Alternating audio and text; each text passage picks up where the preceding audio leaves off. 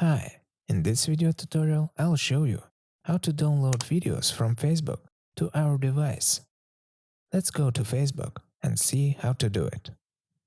Then scroll the feed and find the video, or go to the tab with the video. Find the video you want to download. Let's say I have this fragment from movie. In order to download it, we go down a little lower. Click on the share button. Copy link and exit Facebook. Then we open Chrome and paste our link that we've copied into the search bar.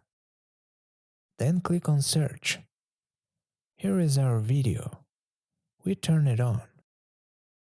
After which, we just need to hold down the video and we have a download video button here.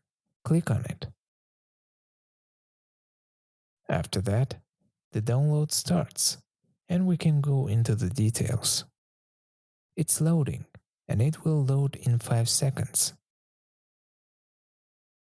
After the video has loaded, to watch it you can turn it on from Chrome itself or exit.